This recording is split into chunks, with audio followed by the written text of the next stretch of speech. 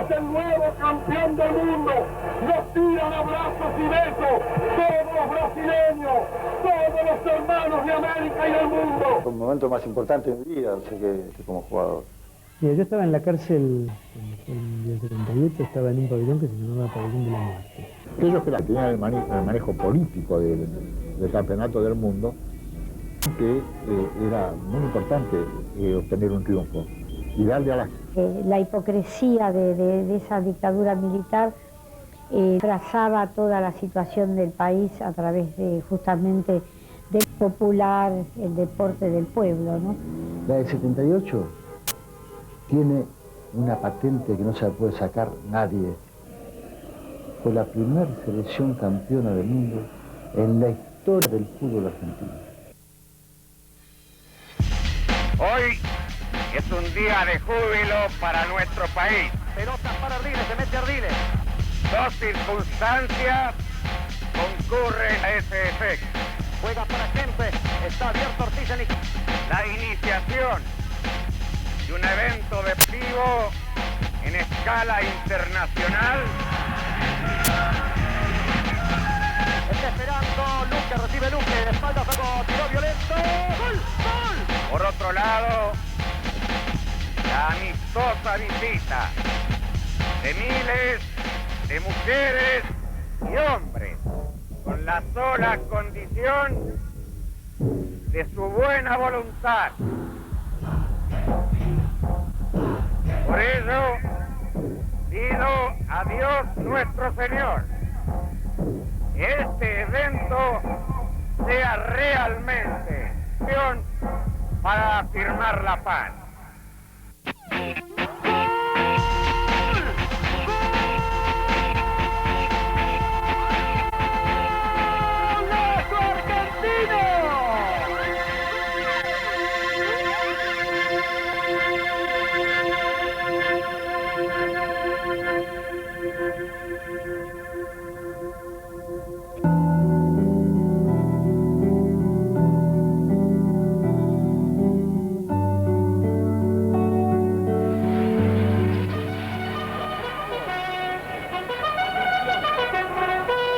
La primera referencia con relación al Mundial, que lo primero que se me ocurre con relación al Mundial tiene que ver con la actualidad. No puedo creer que el almirante Lacoste esté libre y camine por las calles de esta ciudad. No puedo creer. Cada vez que pienso en eso, es una señal de que este país todavía no ha podido ni siquiera recomponerse a sí mismo, ni cerrar las heridas de entonces, ni hacer justicia. Y él fue el que manejaba todo. Él fue el que manejaba todo, además. Es decir, la Marina no solamente manejaba eso, sino que manejaba la información pública. Lacoste fue un chorro, un sinvergüenza, un bandido, y tiene que ver con todos los negocios que hizo Macera, que es otro chorro, otro bandido y otro sinvergüenza que se afanó todo. La figura del contraalmirante Lacoste para mí significó un hombre que hizo un trabajo desmesurado por la realización del Mundial. Yo lo he visto trabajar y era un tipo que trabajó por el Mundial. ¿Desde qué lugar lo miramos? Desde la presión que hizo para que jugaran algunos jugadores, desde la presión, la cantidad de dinero que la Argentina invirtió en el Campeonato Mundial tampoco se compadece con la organización porque hubo un afano descomunal. Digamos, habían creado el ente autárquico, el EAM 78. Imagínate que había dinero en ese momento había parte canilla para construir estadios. La Argentina construyó estadios que después los utilizamos para el Campeonato Mundial. No es que no se utilizaron más, digamos, sí se utilizaron, pero se mal utilizaron. O sea, hemos dilapidado los fondos de una manera descomunal porque no había control. Además de un día de inauguración, esta es una jornada de prueba, de ensayo general del funcionamiento completo del estadio. Dentro del estadio todo está ya funcionando, como por ejemplo esta central telefónica con operadores bilingües. Ahora, ¿qué hacía Lacoste? Lacoste era la madama, era el que regenteaba todo. Esa es la relación que hago con el EAM 78. Una monstruosa organización que además impedía hablar mal de la selección nacional, impedía criticar, censuraba, controlaba, que estuvo montada para presentar una versión de la Argentina que era escenográfica, no tenía contenido. Argentina, mi amor. además en el medio, como siempre hacen en general las dictaduras, se robaron el 70% de los fondos destinados al año 78. Y era una Argentina irreal, ¿no? No nos dábamos cuenta de que estábamos viviendo otra cosa. Pero muchas veces nos pasa a los argentinos, que vivimos en la irrealidad sin darnos cuenta. Mucho dinero puesto para fines políticos, para encubrir con la organización del Mundial, dar una cara al mundo de que los argentinos éramos derechos y humanos. Por supuesto, usurpando el viento natural de los argentinos por el fútbol, de la pasión que tenemos, malversando esa pasión, aprovechándose de eso, sabiendo que la gente iba a tener inevitablemente un sentimiento, iba a estar vinculada sentimentalmente al fútbol, al mundial, al que se organizaba por primera vez en Argentina, que no iba a poder evitar esas demostraciones de pasión y de cariño con los jugadores y con la selección. Y sabían todo eso, lo tenían totalmente previsto y lo utilizaron en funciones, en un sentido político que afortunadamente los descubrió rápidamente, digamos, ¿no? Manejaron presupuestos, ¿no es cierto?, y se beneficiaron de ellos. Digo esto porque muchas veces no deja de haber algún taxista facho, algún argentino desviado en ese sentido, que cree que por el solo hecho de ser militar sos patriótico y sos honesto y no afanás como los civiles. Por lo menos sabemos que hay plata que desaparece y no se sabe en qué se gastó. Y a mucha gente que le vendió servicio a Lean 78 se le quedó debiendo y los mataron, los quebraron. Hubo una gran improvisación porque no había tiempo. Las licitaciones fueron butacas en marzo, mobiliario en agosto, cabinas también en agosto y el resto de butacas de River en diciembre de 1977. Armar semejantes estructuras para cumplirle fue un trabajo fabuloso. Llegar a eso nos costaba mucho porque en todos los estadios había muchos desórdenes, en los centros de prensa. Como lo manejaban los militares, y en cada sede había militares que tenían la responsabilidad del manejo, especialmente en River nos cambiaban los lugares, los muebles, nosotros íbamos con el plano, esto va acá, no, pero yo lo quiero allá. Comenzaron los problemas de pago y un día me dice, Petraca, haga juicio porque yo estoy acá y mañana estoy en Tierra del Fuego. Y yo le contesté, Lacoste, usted pidió que yo estuviera en todos lados representando a las empresas y usted trató conmigo y usted me tiene que solucionar los problemas. Usted es la cara visible de Lean 78. La última liquidación que le presentamos al secretario general de la presidencia del gobierno de Briñón eran 67 millones de dólares. Porque habíamos hecho un recorte de 50% sobre el monto total de la deuda. Incluido todo, mayores costos adicionales, pagos fuera de término, pagos en moneda que no era la pactada por contratos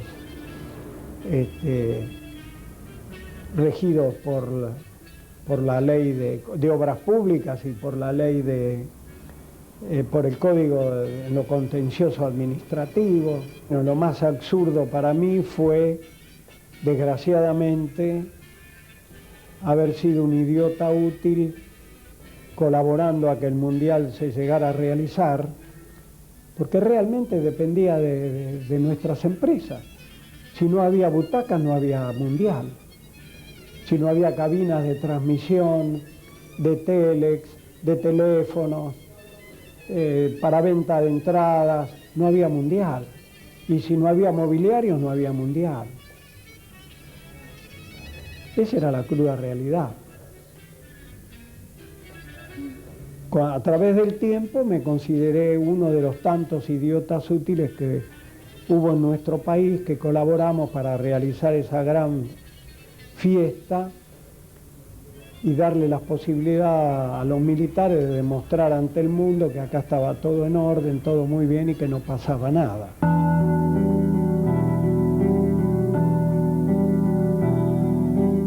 Lacoste decidía, amenazaba a los jugadores que no querían firmar contrato, por ejemplo. A Filiol lo amenazó porque no quería renovar el contrato con River por lo que le ofrecían.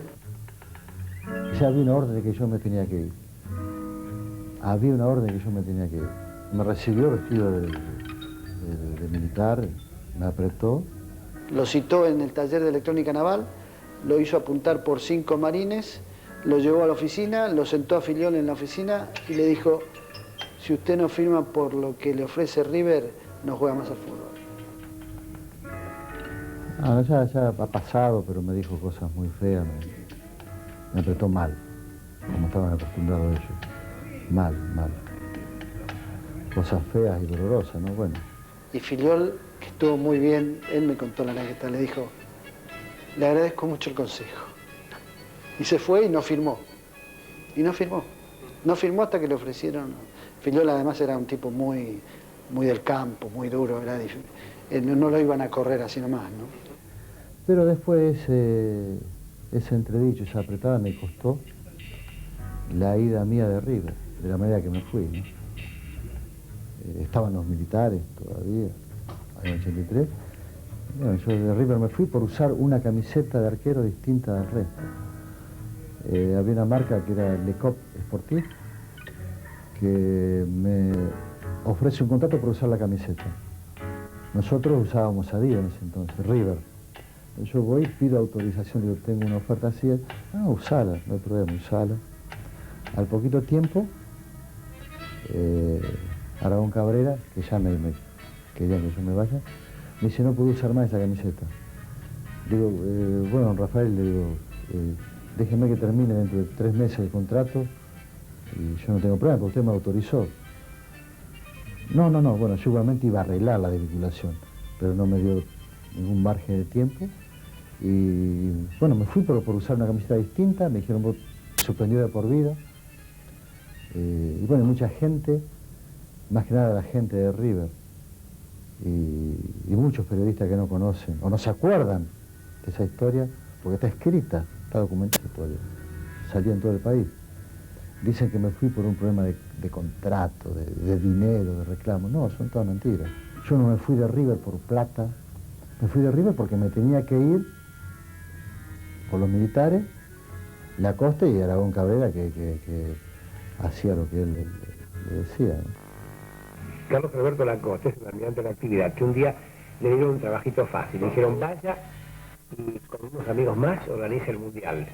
El general Actis en aquel momento, que yo siempre recuerdo, el general Merlo después, tendría que estar contento ahora, ¿no? Si fuera a tener una sonrisa así ganadora. Bueno, sí, realmente estoy contento, ¿no? Ahora, lo que pasa es que a mí siempre me gusta comerme la vaca a pedacitos. Y voy a estar mucho más contento cuando llegue a la coda de la vaca. Por ahora vamos por la mitad, faltan 12 días. Pero realmente, más allá de, por supuesto, de la parte organizativa, más allá de las metodologías, más allá que se cumplen los horarios, que las entradas a los estadios son ordenadas, que los periodistas están bien, fundamentalmente lo importante, lo más rescatable para mí es el efecto mágico que esto ha tenido sobre la Argentina. Es decir, se ha encontrado algo en que realmente creer. Eligieron el fútbol en este momento, que es un aglutinador de masas, evidentemente, acaso sociológicamente después se va a explicar mejor, pero realmente el efecto mágico yo lo defino en cosas como: no se perdió ninguna valija en Ezeiza, no hay nadie que esté denunciando robos, parece que los carteristas desaparecieron, es decir, todas esas cosas que son normales en todos los países del mundo. ¿Los taxistas cómo se portan? Los taxistas, es increíble, hay taximetreros que no están cobrando, es decir, eso es importante. Nosotros siempre dijimos que esto es un negocio de toda la Argentina. Yo lo que sé es que fue un tipo que trabajó mucho, que lo pusieron ahí y que hizo mundial, evidentemente representando a un gobierno que, bueno, todos sabemos lo que significó, pero no creo que él haya formado parte de una estrategia en general de los militares para apropiarse del mundial. Yo no recuerdo bien las cifras, pero ellos justificaban una cifra que era el 10% de lo que en verdad después finalmente se comprobó que se había gastado. Cuando el almirante Lacoste tuvo que explicar sus propios fondos y sus propios recursos, digamos, de dónde los había obtenido, dijo que había recibido un préstamo personal del presidente de la FIFA. Como la FIFA era cómplice de la organización del Mundial en la Argentina, fue cómplice absolutamente, sabía todo y aprobó todo.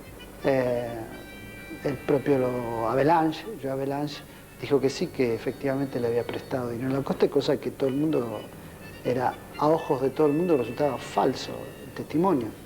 Pero bueno, ya sabemos cómo funciona la justicia y luego todas las leyes de impunidad y los indultos terminaron por dejarlo en libertad.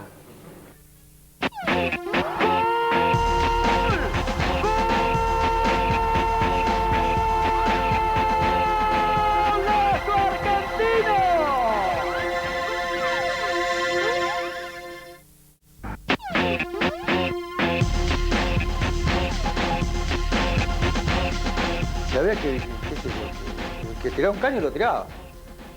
Ahora, si te agarrabas una pelota y tenías la suerte de pegarle al general que estaba ahí, al bigote, y el que voltea al muñeco, lo hacía ese y ganaba el premio.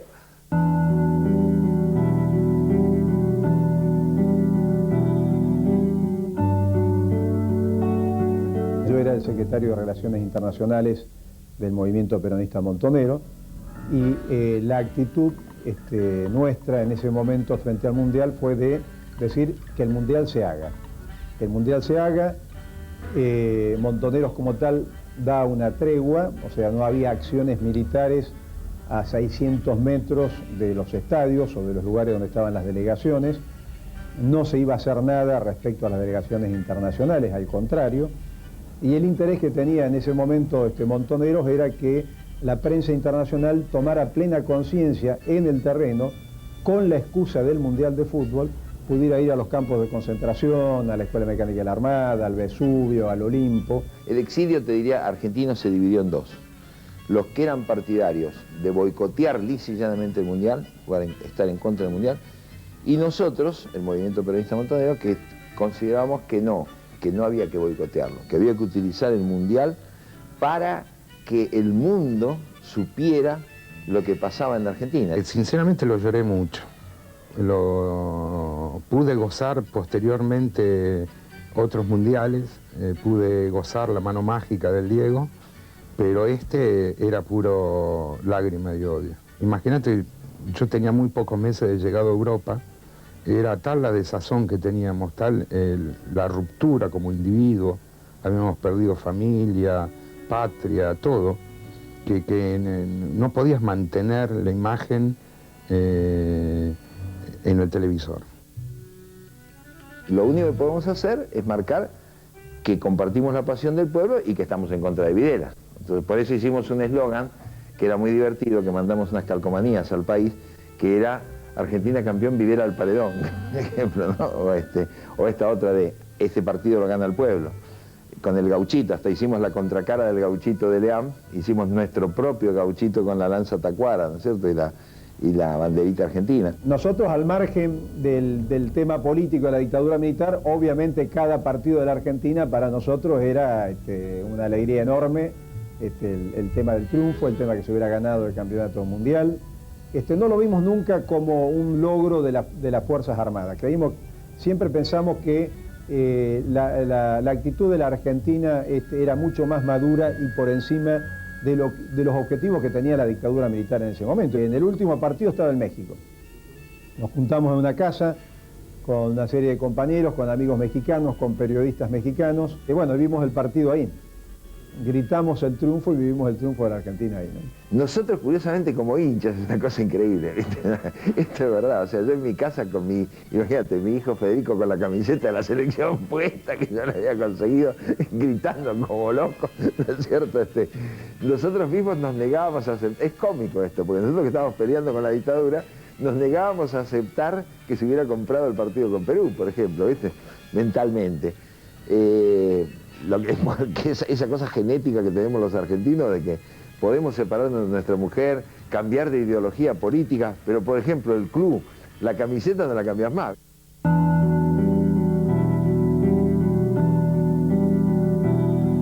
Eran como mundos paralelos que no se unían. Por un lado, toda la euforia de esto que la aprovechó la dictadura para tratar de justificar las barbaridades cometidas. Por el otro lado, el sufrimiento del pueblo argentino. Esa cosa tremenda, profunda, el dolor en las prisiones, Mira, yo estaba en la cárcel de La Plata cuando fue el Mundial 78, estaba en un pabellón que se llamaba Pabellón de la Muerte. Habíamos encontrado una manera de enterarnos a lo largo de los días de cómo iban los partidos. Porque bueno, de algún lado se escuchaban los goles, en una cárcel que estaba rodeada de un barrio, entonces los goles de Argentina se escuchaban.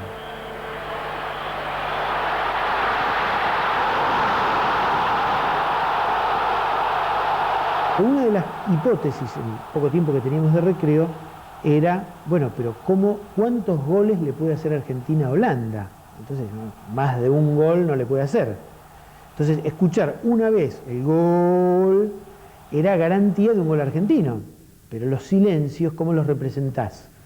El Mundial, de algún modo, en la Escuela de Mecánica, distendió la situación respecto de los presos y respecto de la represión.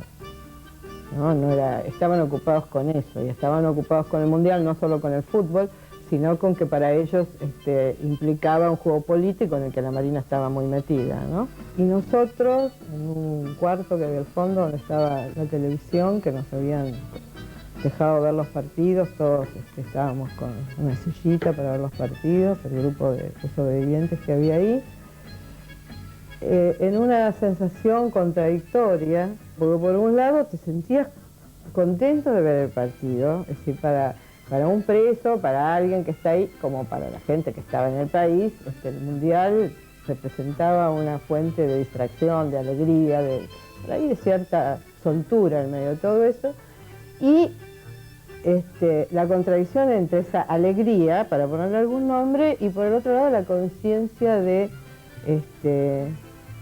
esto que te digo, de que era como ya mostrar en un punto muy alto esa cosa totalmente esquizofrénica que nosotros estábamos viviendo, ¿no? Y que se está viviendo en este país de algún modo. El segundo gol ya me parecía que la cosa tomaba color, y cuando fue el tercero, que había pasado muchísimo tiempo, aunque yo no tenía reloj, digo, bueno, esto ya fue alargue. Bueno, entonces se vivió esta sensación de satisfacción. Yo me ponía contentísima cuando ganaba Argentina. Te estoy diciendo lo que me pasaba a mí. Yo creo que todos. Por ahí pasaban algún partido, no todos, pasaban algún partido por los parlantes. Y bueno, cuando Argentina metía un gol era un griterío de todos los presos. A pesar de eso, la gente trataba de acompañar al equipo nacional. El equipo de Argentina era un equipo con una mística deportivamente impactante a la hora de ver una foto. Que uno tuviera la conciencia de que eso estaba al servicio o que estaba instrumentado por una dictadura criminal no te hacía perder de vista que esos eran deportistas. Porque bueno, como todas las cosas que se vivieron en la época de la dictadura, una sensación absolutamente contradictoria. Por un lado, ver, aunque sea un objeto deseado, como era la posibilidad de uno mismo ponerse un pantalón corto y oler a pasto y correr atrás de una pelota, bueno, junto con eso, la sensación de que todo un pueblo estaba siendo instrumentado, manipulado, en un contexto de la dictadura, de un terrorismo de Estado como no había conocido la Argentina. Y creo que fue el día de la final que salían, que nos llevaron en coches, en distintos coches, yo no sé si a todos o a algunos, nos llevaron en distintos coches a participar de la fiesta popular, ¿no? De la fiesta argentina, de los colores. Y nosotros que nos llevaron encantados salir afuera. ¿Sabes lo que era salir afuera estando ahí adentro? Nos llevaron a mirar el espectáculo. Bueno, también teníamos que ver nosotros, que el pueblo estaba contento. Ustedes que se metieron en todo esto, que se dedicaron a luchar contra las instituciones de este país. Miren qué mal que les fue, miren qué contentos que está todo el mundo. Teníamos discusiones nosotros ahí adentro. Esto va a ser positivo, va a ser negativo, esto va a blanquear a la Junta, no la va a blanquear. Te digo lo que yo pensaba. Yo pensaba que la gente quería salir a la calle, a festejar, y que no venía mal eso, que saliera. Tenías que tratar de evitar autorreprimirte. Y cualquier cosa que te diera un poco de satisfacción, mientras no fuera una cosa en contra de tus principios, sabías que te hacía bien. Entonces, en realidad fue una cosa, por muchos, festejada deliberadamente, ¿no? Decir, bueno, no jodamos. Si encima nos vamos a clavar puñaladas por festejar el triunfo de Argentina, somos unos pelotudos.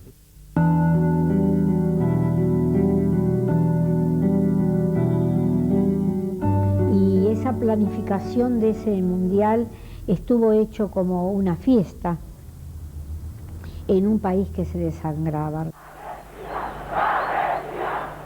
La gente feliz disfrutaba ese mundial y yo con mis lágrimas. Mientras se jugaban los partidos de fútbol, los secuestros aumentaban a diario. El mundial, en términos de derechos humanos, sirvió para que se supiera en el mundo que eran las madres, a través de corresponsales extranjeros. Esto es positivo. C'est un peuple libre, qui ressent, aime et proclame la liberté. Ama la libertad, proclama la libertad. Les prisons argentines contiennent plus de 1500 personas. Había una ambivalencia, ¿no?, dentro de la familia. En todas nuestras familias el fútbol es un deporte de toda la vida. Y era mezclar tanto, ¿no?, mezclar tanto los sentimientos. Era disfrutamos o no disfrutamos esto, ¿no? Y bueno, cada partido era ese sufrimiento, ¿no? Qui manifestait sur la place du 1er mai à Buenos Aires depuis plusieurs mois. Nosotros teníamos la oportunidad de comunicar y de poder contar.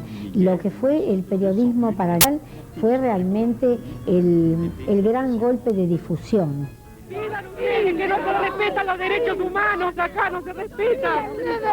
Vamos, señores, circulando, por favor, vamos, circulando. Consulados, embajadas, ministerios, iglesias, todas partes se nos han cerrado, todas partes se nos han cerrado las puertas. Por eso les rogamos a ustedes, son nuestra última esperanza. Por favor, ayúdennos, por favor, son nuestra última esperanza. Bueno, de hecho el Mundial sirvió para que se difundiera mucha información de lo que pasaba en Argentina a periodistas extranjeros. La famosa, que después la dictadura hablaba de la campaña anti-argentina en el exterior, que en realidad estaba originada acá, porque eran periodistas argentinos los que informaban a los extranjeros de lo que pasaba. Aunque después la información salía en Europa. Nos pères, nos frères, nos maris, s'ils sont malades, morts, disparus, et pourquoi. Porque no sabemos nada de ellos, si están vivos o muertos, si están enfermos, si sufren frío. Holanda fue uno de los países que tomó con mayor fuerza la cuestión de los desaparecidos en Argentina. Por eso esto se sumó también a que vinieron los jugadores, bueno, vinieron a la Plaza de Mayo.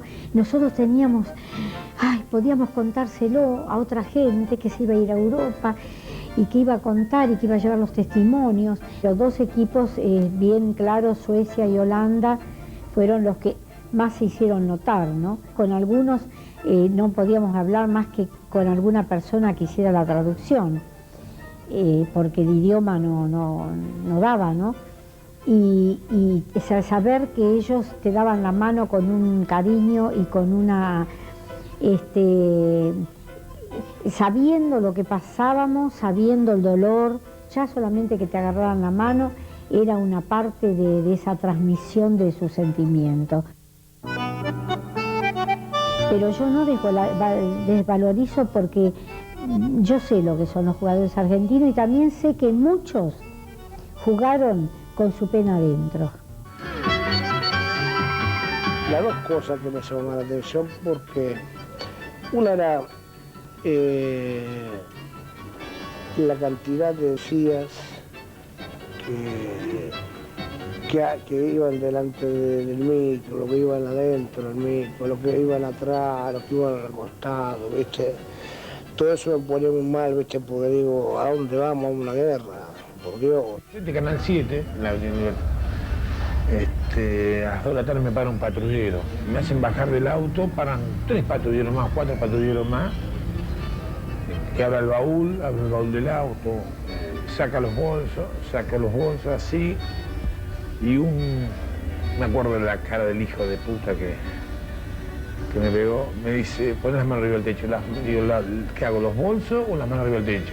Y me dice el tipo, el policía en la cancha vos haces lo que vos querés, pero acá mando yo. O sea que sabía quién era. Bueno, me hizo apoyar contra las manos contra el auto así, abrir las piernas y me daba con la itaca en los tobillos. Que me dejó los tobillos así, el hijo de puta ese. Me acuerdo que nosotros estábamos practicando en San Isidro, con la selección argentina, Y tuve 4 días, 5 días sin poder practicar por el hijo de puta ese. Porque sí hay una buena anécdota, ¿ves? Ahí está. Cuando terminó el partido que le ganamos y que nos clasificamos, ya sabía que iban a venir los tiras. Nosotros estábamos con Daniel, nos estábamos duchando. Estábamos los últimos. Y le digo a Daniel, semilla de maldad, y dice, ahora seguro va a venir a saludar. Y nosotros en la ducha, entonces nos estábamos enjabonando. Yo digo, aquello me enjabono los huevos, perdón, y le doy la mano. Y van a estar todos los fotógrafos, va a tener que dar la mano. ¿A qué lo hacemos? Ahí se lo hicimos. Me con una cara, no quería matar. Pero ahora le dimos, sí, a bigote. Teníamos los pies sobre la tierra y sabíamos lo poquito que podíamos saber era... Algunos lo sabíamos, sí. Fue en un momento determinado que le hicimos un pedido al presidente en esa época, que fue Videla, por gente que estaba desaparecida. No me parece. Un tirano de una persona que gobernó un país de la manera...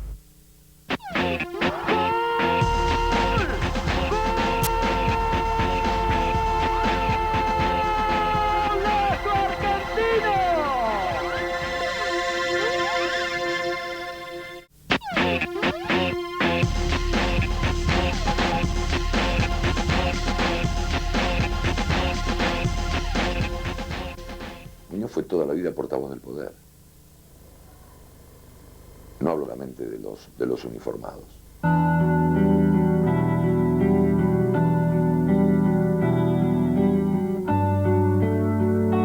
Yo creo que el gordo Muñoz era de una ingenuidad suprema, ¿no? Una ingenuidad, no, yo diría no nociva, no intencionada.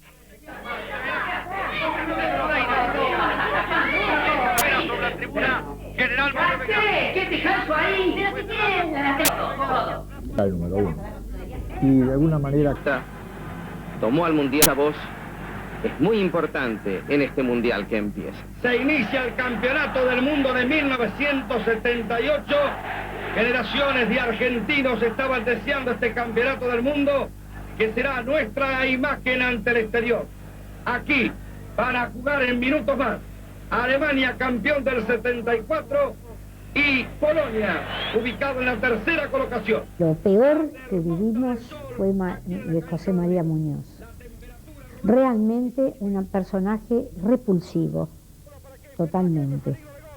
Este fue un periodista que tuvo el comportamiento fascista, bien desde sus sentimientos, su expresión, todo, pero además de inhumano. No solamente durante este mundial, sino el mundial de Japón, de los jóvenes. Bueno, ese es el recuerdo, digo, peor que pudimos haber tenido. Libre para Argentina, oportunidad para empatar. quería ayudar a los que estaban precisamente en el gobierno, porque creía que era el vehículo o el camino para favorecer al país. Ahora, ser oficialista en esa época y pasado el tiempo es realmente una cosa muy difícil de poder explicar.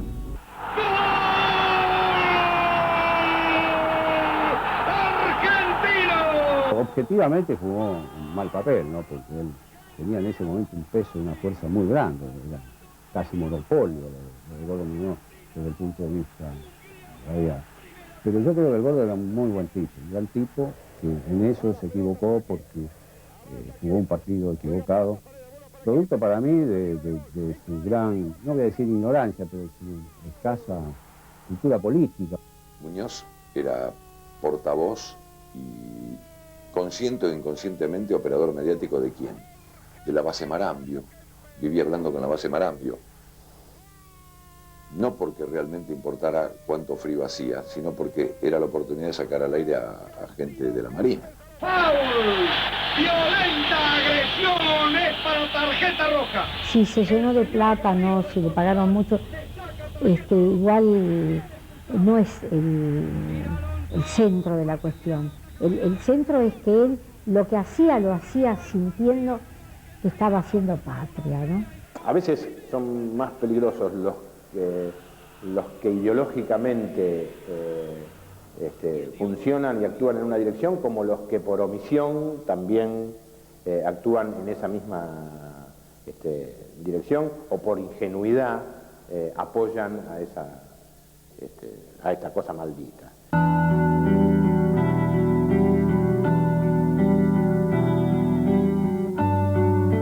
Y la película La fiesta de todos, bueno, fue más de lo mismo, digo, es uno de esos errores históricos en la carrera de un gran director de cine, pero la película La fiesta de todos es lamentable. Uno ve la película esa y forma parte de todo esto mismo, forma parte de toda esta idea de demostrarle al mundo qué bien que estábamos en la Argentina.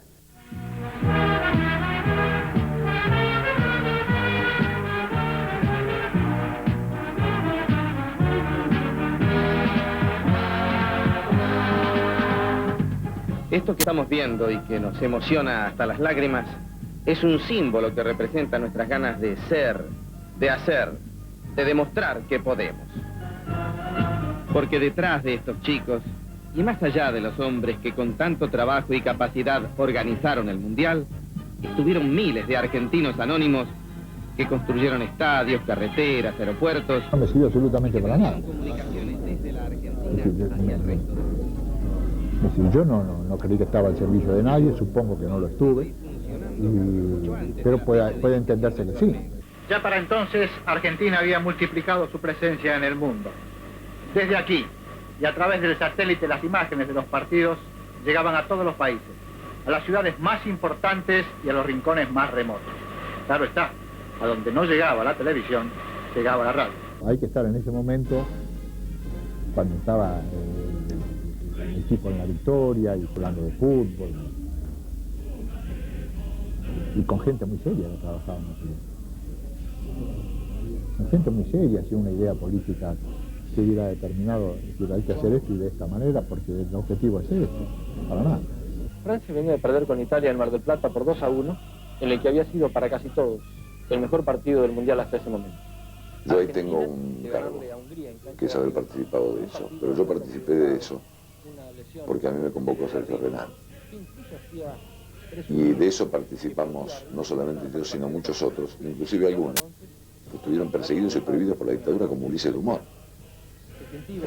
Pero bueno, es un cargo que se me hace a mí y a otros más que participamos de eso. Este festejo espontáneo es un hecho valioso, porque nosotros, que muchas veces somos exitistas, apoyamos a nuestro equipo a pesar de la derrota, porque sentimos que es en este momento cuando más necesita de nuestro apoyo. Esta es una manifestación de alegría, de solidaridad y de confraternidad. Y ahora tengo que decir que sí, que eso no lo tendría que haber hecho de ninguna manera, aunque yo no actuaba. Estas multitudes delirantes, limpias, unánimes, de lo más parecido que he visto en mi vida a un pueblo maduro, realizado, vibrando con un sentimiento común, sin que nadie se sienta derrotado o marginado, y tal vez por primera vez en este país, sin que la alegría de algunos signifique la tristeza de otros. Esta fue nuestra fiesta, nuestra mejor fiesta, porque fue la fiesta de todos. Yo no comparto esa teoría de que los militares se aprovecharon del Mundial o que con el Mundial se quiso disimular otras cosas.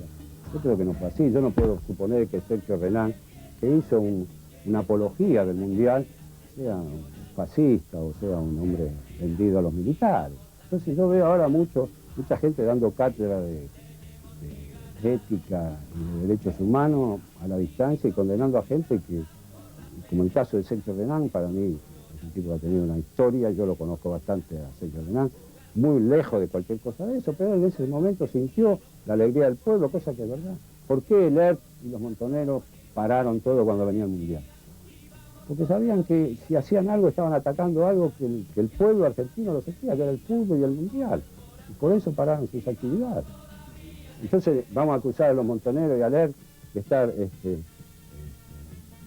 en concordancia con los militares. Muy complicado.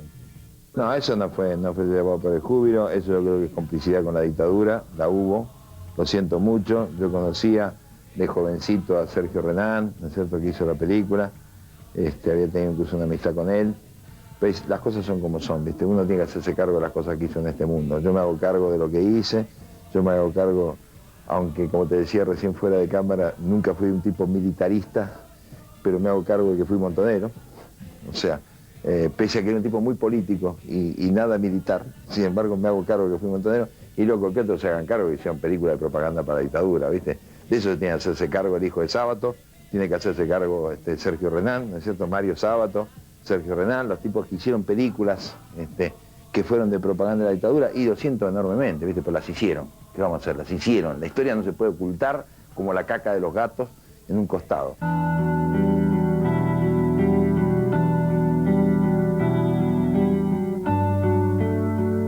Empezamos creo que con una tirada preestablecida de 350.000 porque no teníamos medida nunca. Bueno, Argentina había sido campeón mundial de fútbol y empezamos con esa cifra, pero se agotaba el lunes, el martes, el miércoles. El gráfico era también parte en el que yo trabajaba.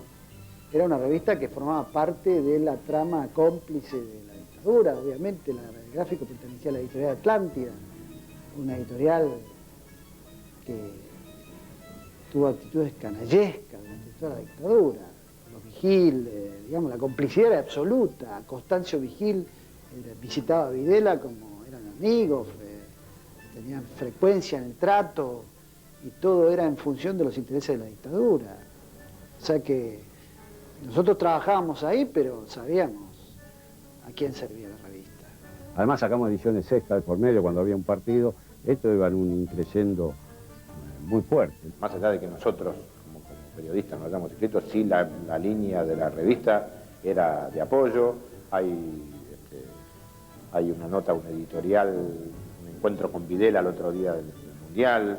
Hay una nota de Joao Avelange en el que dicen que se demuestra que los argentinos éramos derechos humanos y que nada de lo que se decía era cierto. Digamos, el gráfico era absolutamente cómplice de todo esto. Nosotros habíamos hecho un libro con Menotti, así ganamos el Mundial, que se vendieron 110.000 ejemplares, más un ejemplar que se resolvió ahí sobre la marcha esa noche, es decir, había tantas fotos, hagamos las 100 mejores fotos mundiales, y se hizo ahí, en un par de horas se hizo, se mandó a imprimir y se vendieron 100.000 ejemplares. Yo no estaba en el negocio, pero sé que fue un negocio espectacular, de venta, de publicidad, de todo, ¿no?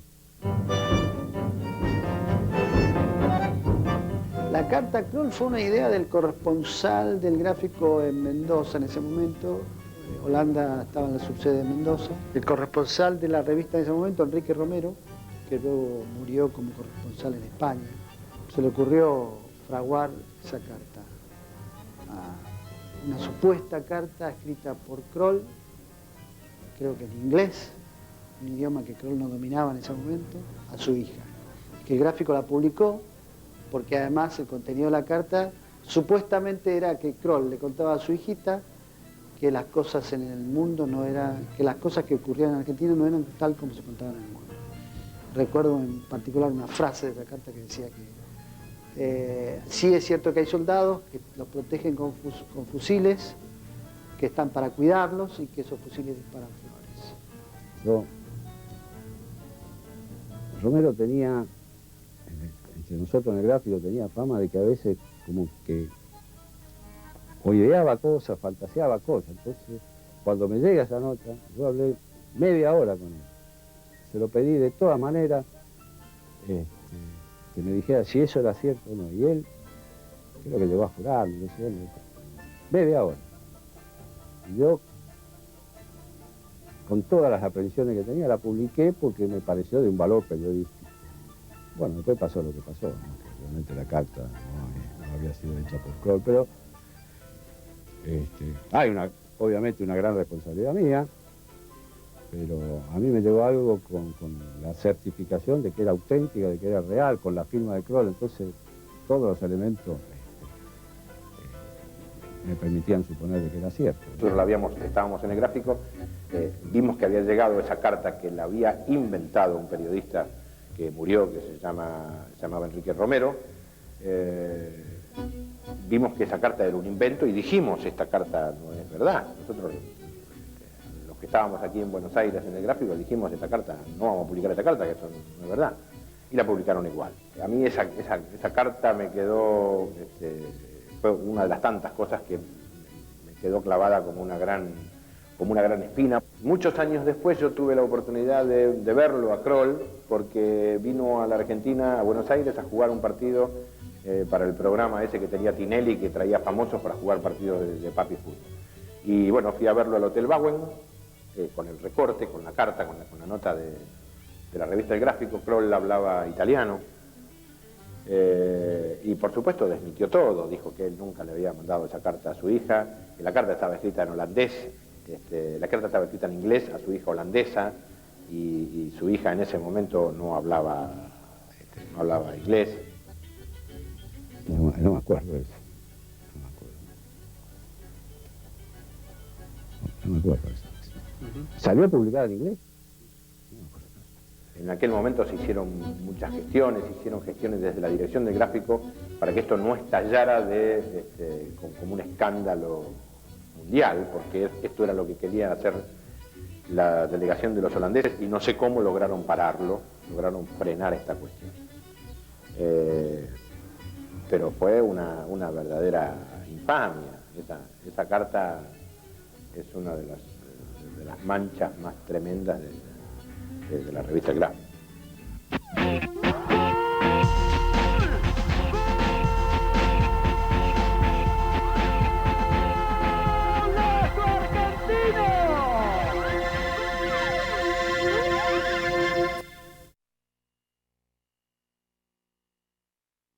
La voy a defender a muerte. Este es el fútbol de Huracán, este es el fútbol que quise siempre, este es el fútbol que quiero para mi país.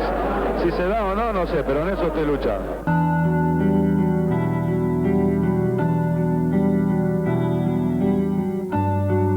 Creo que comienza a trabajarse seriamente por primera vez en la Asociación del Fútbol Argentino en la organización de un equipo seleccionado para competir con alguna posibilidad en un campeonato del mundo o en un torneo de esta trascendencia, ¿no? Tenemos que recordar rápidamente que Menotti sale campeón con Huracán, que el doctor Bracuto, un hombre del sindicalismo, comienza a tener peso en la Asociación del Fútbol Argentino. Que Argentina venía de un fracaso en el 74, que las cosas habían que cambiar, que había que nombrar un técnico, que había un técnico exitoso, que era Menotti, que estaba muy emparentado con lo que la gente sentía. Después del fracaso de Alemania, por recordar un partido 3-4-1 que pierde Argentina con Holanda, donde fue un paseo. Hasta ahí Argentina no trabajaba, ¿cómo te puedo decir?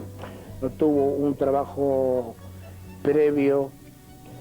Es más, te digo, los jugadores de fútbol en Argentina no eran jugadores que estaban locos por jugar en la selección, porque en ese momento en la parte económica era mucho más importante jugar la Copa Libertadores que jugar en la selección. Cuando llego a jugar en primera, escucho hablar a compañeros de primera mayores que yo, que en los vestuarios, en las intimidades, de que jugar en la selección en ese momento era ir a quemarse. Preferían quedarse a jugar en Boca, yo jugaba en Boca en ese tiempo, debuté ahí, preferían quedarse a jugar en el club y no ser convocados. Tarantini, te voy a hacer una pregunta perversa, jorobada. ¿Sos muy joven para el seleccionado? Bueno, pienso que la edad no quiere decir nada. Yo tengo 18 años, pero si las cosas me salen bien, pienso que la edad no cuenta, ¿no? No es una pregunta por maldad mía, es lo que la gente dice de golpe en la calle. No, muy jovencito, parece, está muy tiernito, dice la gente. ¿Vos cómo te sentís? No, yo me siento bien, ahora puede ser que no tenga mucha experiencia porque como en partidos internacionales. Pero poco a poco eso se va consiguiendo. Ahora tengo 18 años y yo hago todo lo posible para que las cosas salgan bien. Creo que fue experiencia en partidos internacionales? Un clic para lo que después siguió, ¿no? Que fueron la del 82, después del 86 y todas las selecciones y todos los técnicos que después vinieron, porque ya teniendo una base como la que se tuvo ya era bastante bueno. tiempos del fútbol de selección era lo que se le ocurría a un dirigente de acuerdo a la citación de jugadores. Yo fui jugador de la selección y en un año me tocaban 3 entrenadores, 4 entrenadores, se cambiaban entrenadores cuando quedamos afuera del Mundial en el 70, cambiaron el entrenador faltando poco, Adolfo Pedernera tuvo que agarrar el equipo, no sé si 3 meses antes, 4 meses antes.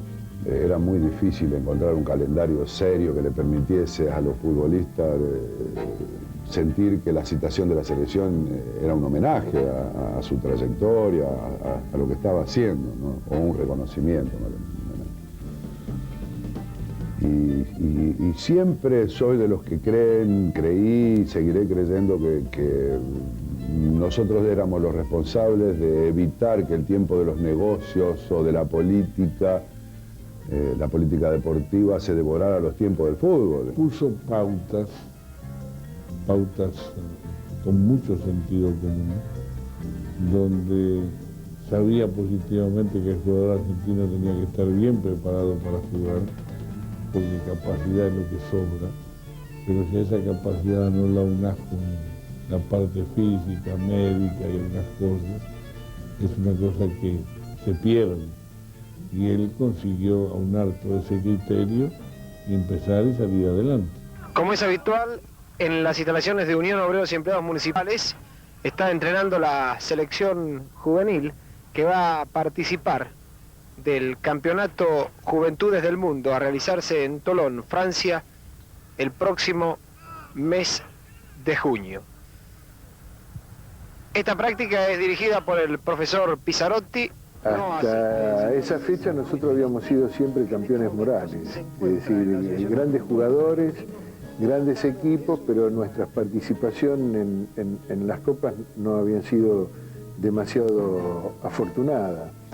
Entonces él señalaba 2 cosas fundamentales. La primera era organización y la segunda el rescate al fútbol que le apetece a los argentinos. Menotti había citado un grupo, digamos, al plantel de jugadores para una gira y si nos preparábamos para esa gira no podíamos jugar la Copa Libertadores de América y entonces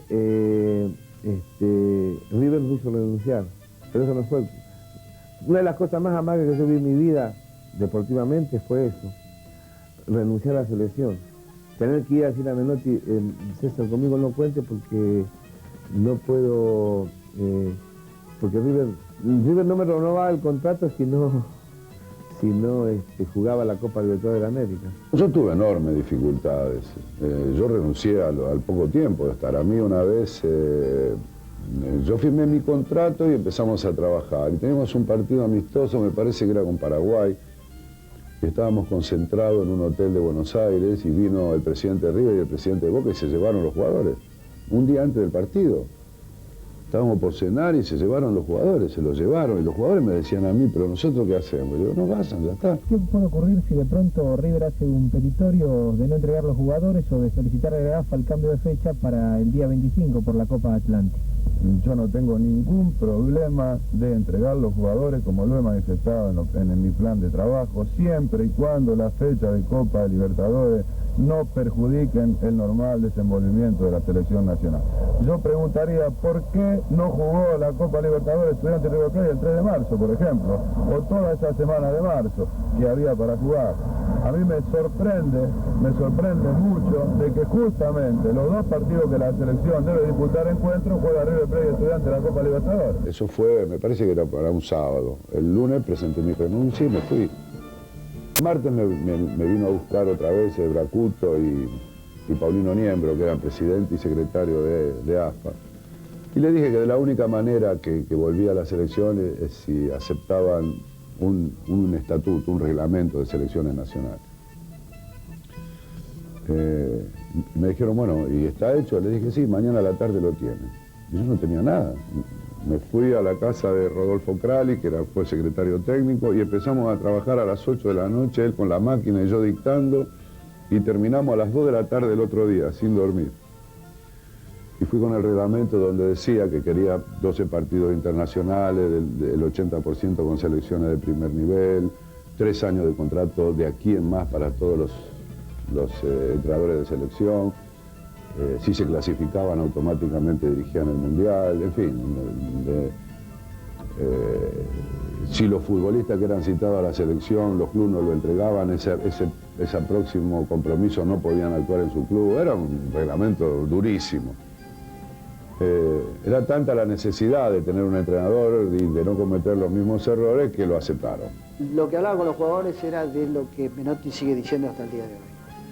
Jugar, respetar la pelota, respetar el juego, respetar al público, ir al ataque, jugar, respetar el estilo, la historia del fútbol argentino.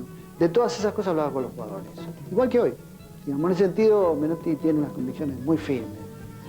Y por otro lado, vio muchas condiciones, es más, podría decir que no soportó presiones porque cambió mucho las condiciones en las que se desenvolvía la selección. Aprovechó que se jugaba el Mundial acá para definitivamente ponerle condiciones a la AFA de cómo debía respetarse la selección, porque antes no se la respetaba. Había una lista de jugadores que el Flaco había confeccionado que no podían ser transferidos, bajo ningún punto de vista. Sí, hoy eso no se le podría ocurrir a nadie, porque enseguida se apelaría mediante la utilización constitucional de los derechos que tiene cualquier persona a la libertad de trabajo.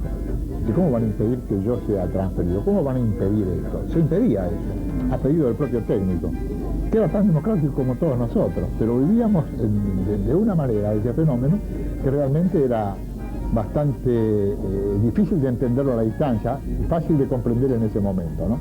Había que fortalecer la imagen de la selección nacional, se estaba haciendo un trabajo serio y bueno, todo el mundo quería que la selección ganara. Yo estaba en un club como Newell's Old Boys del interior y había muchos 5 en mi puesto y se hacía muy difícil, pero gracias a Dios apareció Menotti con la selección e integré la selección del 75 que fuimos a Toulon, tuvimos la suerte de salir campeón, un equipo formidable que muchos de ellos después jugamos el Mundial 78 y tengo que reconocer que mi padre futbolístico para mí siempre va a ser Menotti por todo lo que me bancó y también siempre lo que me dio para aprender en la vida. Por algo los que los tuvimos en todos los equipos, las selecciones, estamos encantados de haberlo tenido. La suerte de haberlo tenido. Muchos jugadores se han perdido de tener la suerte de tener al Flaco Menotti como técnico.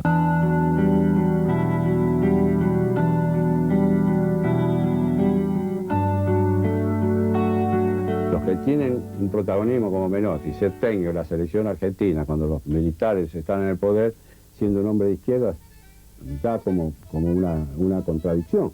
Lo que pasa es que él asumió antes de eso.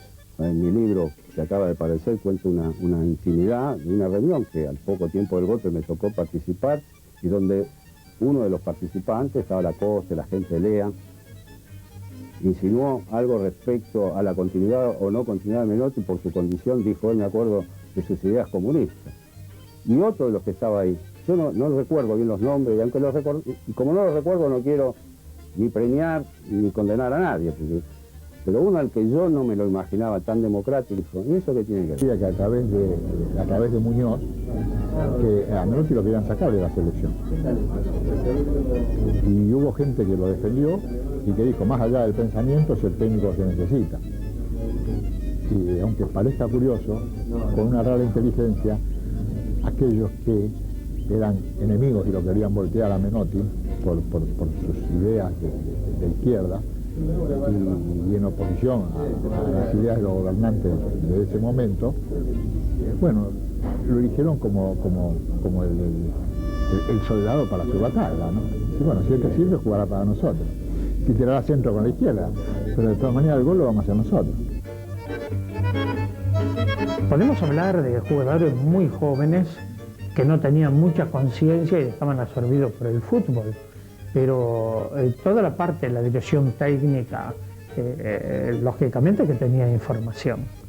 Lo que a nosotros nos dolió que no hubiese ninguna referencia a la vigencia de los derechos humanos y terminasen dándose la mano con los dictadores. Yo digo que es muy peligroso hablar de la dictadura en el contexto del Mundial, porque perderíamos claridad de análisis en la historia de nuestro país. Las dictaduras no son casualidades, como los gobiernos neoliberales no son casualidades. Es decir, no se puede analizar a la dictadura con el fútbol, en ese contexto. Es como si le preguntaras a un tipo que trabajaba en el diario Clarín, o el diario La Nación, o la revista Gráfico, cómo hizo para convivir. Nosotros estábamos en un escalón distinto. En definitiva, nosotros estábamos en el rol de laburante. Nosotros laburamos de eso. Nosotros comentábamos en el exterior, al margen, bueno, de la necesidad de él de tener algún contacto protocolar y qué sé yo con los militares y eso, en general pensábamos que era un hombre progresista, que no era un tipo que compartía las ideas de la dictadura. Creo que es así. O sea. Yo creo que es la circunstancia que le tocó en ese momento. Hubiera sido Menotti, hubiera sido Bilardo, hubiera sido cualquier otro técnico. Es más, cuando yo digo que nosotros tomamos una actitud positiva hacia el Mundial de Fútbol, es decir, que se haga el Mundial de Fútbol, salgamos a la cancha a jugar ese partido, le vamos a ganar a la intencionalidad de la dictadura militar, no puedo juzgar mal a Menotti o los jugadores en ese momento, ¿no? No es tan sencillo, ni me parece que sea prudente minimizar en la historia argentina la relación, es decir, la dictadura, y relacionarla con un campeonato del mundo. Es mucho más peligroso si queremos ser serios. Ahora, si esto hace a que esté dedicada a mi figura, porque no he pertenecido nunca a los poderes económicos del fútbol, bueno, se justificaría desde ese lugar. Yo me acuerdo cuando renunció Carrascosa, que yo dije, si este tipo renuncia, Menotti no puede seguir, porque este era su hombre, de alguna manera tenía que haber un pacto ahí. Y en realidad cuando no renunció, a mí me disgustó. Porque la especulación fue, si renuncia Carrascosa, esto puede ser una cosa en cascada, se puede desenmascarar la maniobra del Mundial.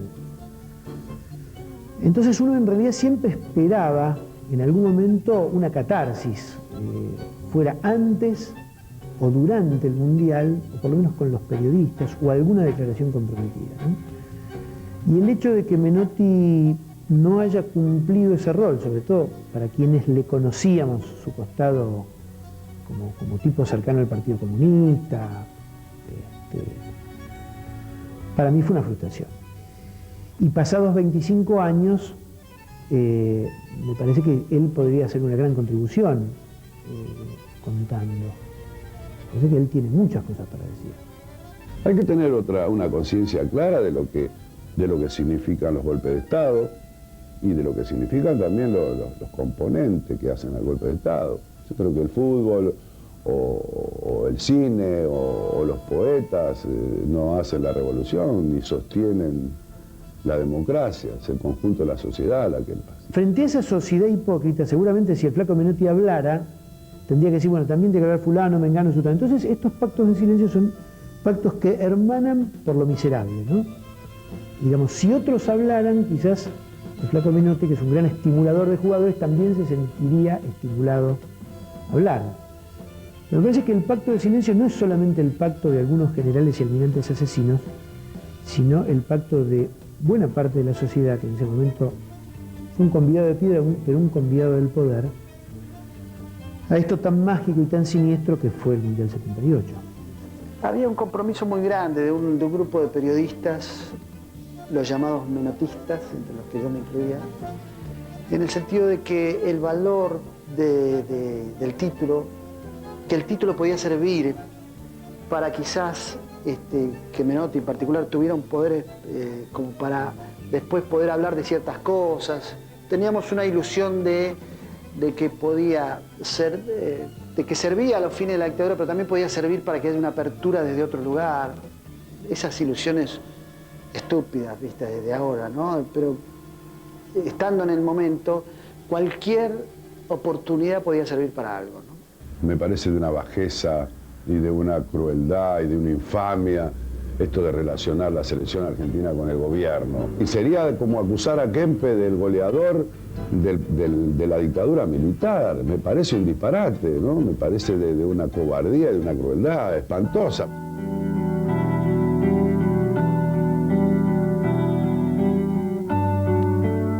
Nos reunió una mañana que había un silencio, éramos 25 y ahí sabíamos que íbamos a quedar 22. Tenía que decidirse por 3 y él en sus pensamientos que tuvo en todo ese tiempo y en la noche previa, en la cual dijo que no había podido dormir debido a la información que tenía que dar, les tocó quedar a Botanís, a Bravo y a Diego, ¿no? Teníamos antes de este partido una fe tremenda.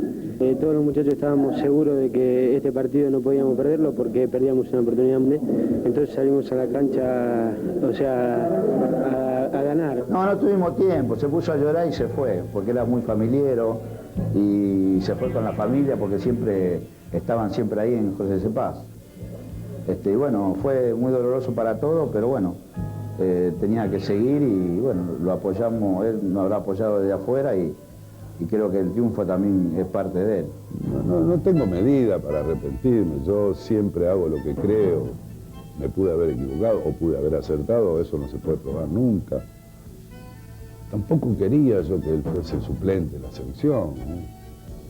Mi idea era prepararlo para otra cosa. Al poco tiempo venía el Campeonato del Mundo Juvenil, que lo queríamos ganar.